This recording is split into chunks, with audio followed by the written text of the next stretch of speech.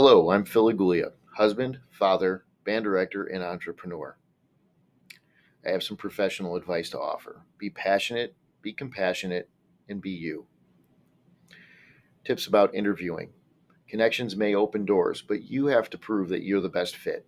Don't underestimate the power of a good resume. Leadership, awards, employment, and successes are helpful. Be prepared to talk about your successes, growth, fit as a team member, and vision. Be prepared to demonstrate any instrument or sing any style. Have links on your resume or cover letter to one or two performances. Videos can really help if they're good. Be prepared to talk about your knowledge of the programs you're applying to. Research as much as you can to learn what kind of school, students, and teachers you would be working with, specifically in the music department. Practice your interviewing skills. Smile. Be inviting. Show the committee the side of you that kids will love. Have at least one question ready to ask the committee, and understand that even if you are the best candidate, you just may not be the best fit, and that's okay. Know more about your secondary instruments and techniques than was required for a class. Remember, this is your career. Think out of the box. Find ways to create opportunities for your students that are unique to your school, community, and program. Don't just go with the cookie cutter festivals or trips or anything. Be you. Create a special place in your school, maybe, that you can perform. Not every building will have this, but in our situation, we had a window well that we turned into a performing stage. We raised money for that and created a special plaque for the donors, and then gave a student the opportunity to write an article about it that had published in the Instrumentalist magazine. That article helped her get a scholarship to journalism school. Make the music room inviting and personal if you can.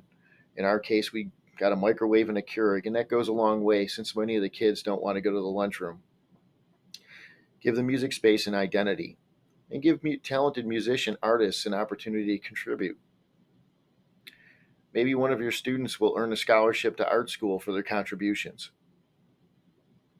We even had a student to design a plaque dedicated to our guest artists. Mardi Gras is not just for New Orleans. In many places throughout the country, they don't celebrate Mardi Gras. We're one of them, or we're at least one. We're one of them, and now we have a parade every Fat Tuesday at the end of the day in the hallway. It's kind of cold outside here in Buffalo. Communication: students, parents, colleagues, administrators, and community. I use a newsletter, a running document that can be referred back to. I publish that weekly.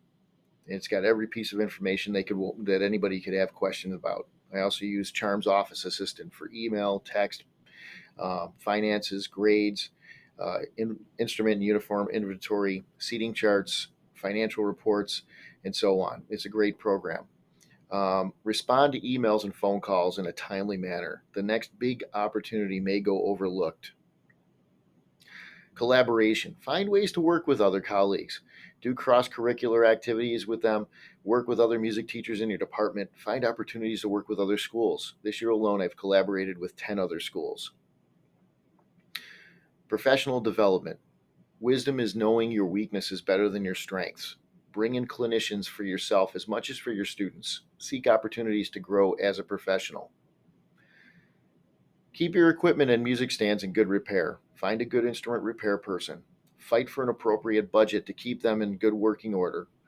Don't put broken equipment away before getting them serviced. And remember that wobbly music stands send the wrong message to your students and community. Care about the little things, and they will in turn show you they care as well.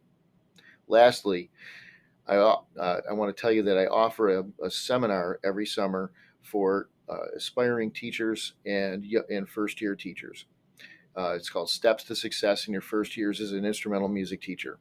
It's just a brief 4-hour seminar where we navigate through curriculum, recruitment, retention, how to build a jazz program, the art of selecting repertoire, what common mistakes to avoid, and we have some discussions and more. You come away with some nice information that can help you grow in those first few years. Thank you very much for this opportunity to share.